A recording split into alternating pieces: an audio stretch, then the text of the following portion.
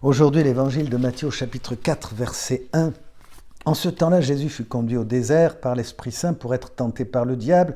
Il jeûna 40 jours, 40 nuits, il eut faim. Le tentateur s'approcha et lui dit « Si tu es le Fils de Dieu, ordonne que ces pierres deviennent des pains. » Mais Jésus répondit « Il est écrit, l'homme ne vit pas seulement de pain, mais de toute parole qui sort de la bouche de Dieu. » Alors le diable l'amène à la ville sainte, le place au sommet du temple. Il dit « Si tu es le Fils de Dieu, jette-toi en bas, car il est écrit, il donnera pour toi ordre à ses anges, ils te porteront sur leurs mains, de peur que ton pied ne heurte la pierre. » Jésus lui déclara « Il est encore écrit, tu ne mettras pas à l'épreuve le Seigneur ton Dieu. » Le diable l'emmène encore sur une très haute montagne et lui montre tous les royaumes du monde et leur gloire et lui dit « Tout cela je te le donnerai, si tombant à mes pieds tu te prosternes devant moi. » Alors Jésus lui dit « Arrière, Satan, car il est écrit, c'est le Seigneur ton Dieu que tu adoreras, à lui seul tu rendras un culte. » Alors le diable le quitte et voici que les anges s'approchèrent et le servaient.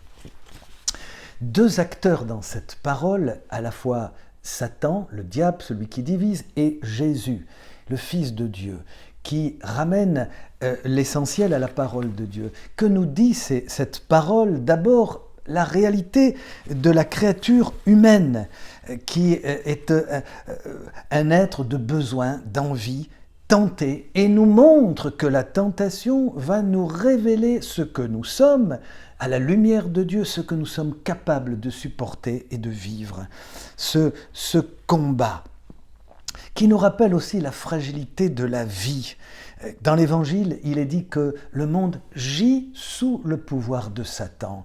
Il est dit que la vie est précaire. Le livre de Job dit que la vie est comme une fleur qui éclore aujourd'hui et se fanera demain.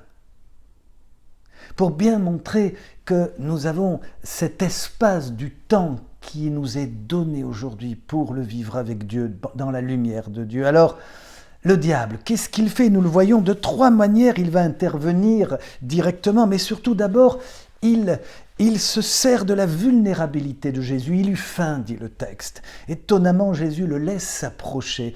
Et parce qu'il a faim, donc il va profiter. Le diable profite toujours de la faiblesse, d'un terrain de faiblesse. Ça va être son lieu dans lequel il va essayer d'agir et de faire chuter, de faire tomber. Ensuite, il le flatte, si tu es le Fils de Dieu, 2 fois de suite, pour bien montrer, comme pour dire, mais regarde, la toute puissance que tu as, tu es capable de faire des choses. Ces flatteries qui qui influencent tellement les mauvaises décisions de la nature humaine, au lieu de voir ce qu'est l'homme vraiment incapable.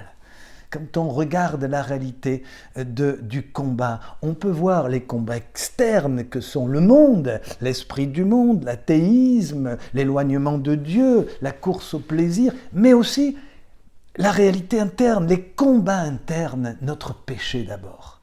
Cette réalité, notre capacité de changer le bien en mal, notre petitesse, notre mensonge, et tout cela devant la grande lumière de Dieu qui nous propose son aide. Et enfin, le diable séduit. Il cherche à séduire, à valoriser. Il séduit sur les possibilités, le pouvoir, la puissance, l'idolâtrie. Que fait Jésus, mes amis ? Jésus va répondre d'une manière très simple. Regardons bien dans cette Bible.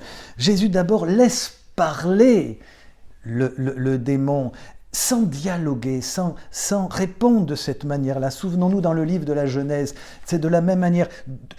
Le serpent détourne la volonté de Dieu, la dévie. Dieu n'a pas dit non. Il veut montrer que Dieu n'est pas un bon père, qu'il a caché quelque chose à la créature humaine.